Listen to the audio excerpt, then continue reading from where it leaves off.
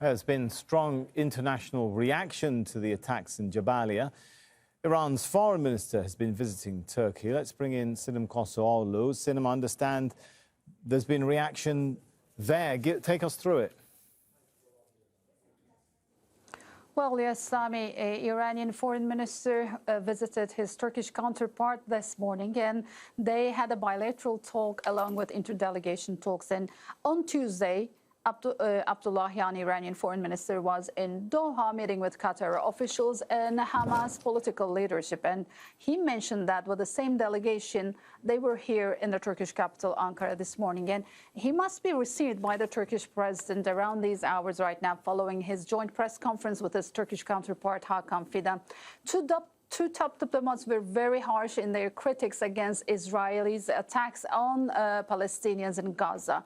They both mentioned that they fear this conflict can spread to the region, which should be definitely avoided. That's why two top diplomats mentioned that an international convention must be gathered and a solution must be produced by the regional actors. The solution must come from the region.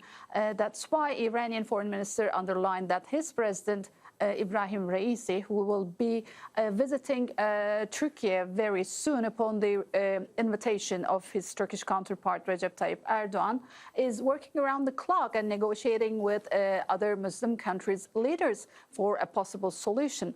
Also, Turkish Foreign Minister Fidan mentioned that what Israel is doing right now is a violation of international law, as they are indiscriminately targeting the civilians, infrastructures, hospitals in Gaza and other places.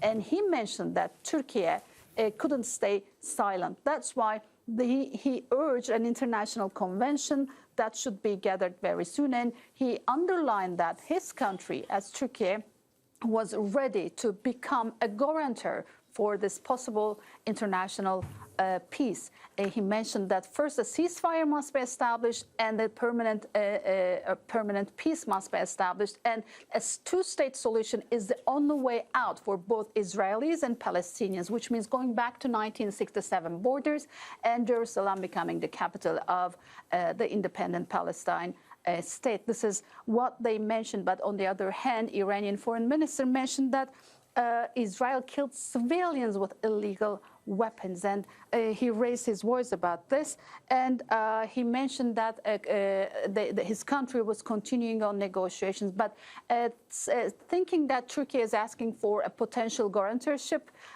in a peace process on an international convention. This means some partners have gathered and they have a potential roadmap proposal for this peace process, and Turkey is willing to take the position for a guarantorship. But the reactions are harsh. Totally Turkish authorities believe that this is against humanity, this is against international law, and this is basically a killing for civilians. Back to you. All right, thanks so much, Sinem Koseoglu.